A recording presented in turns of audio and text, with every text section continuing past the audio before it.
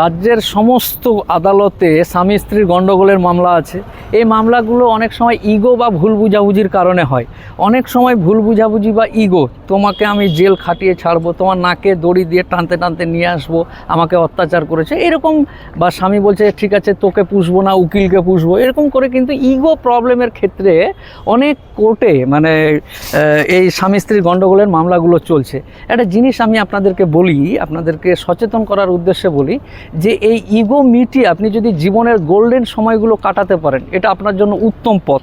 অনেক সময় ইগোতে একটা ঝগড়া গণ্ডগোল হয়ে গেছে বা আর কিছু হয়েছে, এই পরিস্থিতিতে আপনার মনে হয়েছে যে এখন ইগোটাকে শেষ করে দিয়ে যদি সুন্দরভাবে বাঁচতে পারতাম তো খুব ভালো হতো।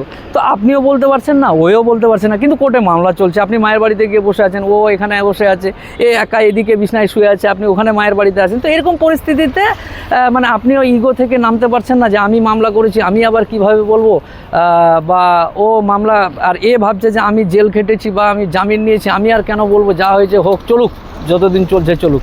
না বন্ধু, ব্রাদার, আমি আপনাকে অনুরোধ করছি, এইভাবে নয়, সুন্দরভাবে জীবনযাপন করতে হবে এবং জীবনের গোল্ডেন সময়গুলো কাটাতে হবে। এই গোল্ডেন সময় কাটাতে যদি আপনারা স্বামী স্ত্রী দুজনেই ইগো প্রবলেমের ভিত্তিতে ভুগেন বা কে ছোট হবে কে বড় হবে এই চিন্তাতে ভুগেন, তাহলে আপনারা নিজেদের উকিলবাবুকে বলুন। আপনি উকিলবাবুকে গিয়ে বলুন যে হ্যাঁ আমি মিটে নিতে চাই, ওই স্বামীর উকিলের সাথে কথা বলুন। স্বামীর উকিল বলবে বউর উকিলের সাথে কথা বলুন। তো এরকম পরিস্থিতিতে আপনারা নিজেরাই এই জিনিসগুলো মিটিয়ে নিতে পারেন। মিটিয়ে নিয়ে যদি নিজে, ওই যে বললাম, নিজে লজ্জা লাগতেই পারে, স্বাভাবিক কথা, আপনি স্বামীকে জেল খাটিয়েছেন বা আপনার স্বামী আপনাকে বাড়ি থেকে বের করে দিয়েছে। এই ইগোগুলো মিটিয়ে নিয়ে, এদিকে এসো বাগানে, তো এই ইগোগুলো মিটিয়ে নিয়ে আপনারা যদি মনে করেন যে আমি আর ছোট হব না, বাবা যা হবে হোক, জেল কাটলে ওটা একাই থাকবো তাও ভালো, কিন্তু আমি ইগো মিটাতে পারছি না, তাহলে আপনাকে একটা পরামর্শ দিচ্ছি একজন আইনজীবী হিসাবে, সুন্দর পরামর্শ। আপনাকে বলতে হবে না, আপনার উকিলবাবুকে কোর্টে গিয়ে বলুন যে আমি আমার স্বামীর উপর যে মামলাটা করেছিলাম এটা মিটে নিতে চাই।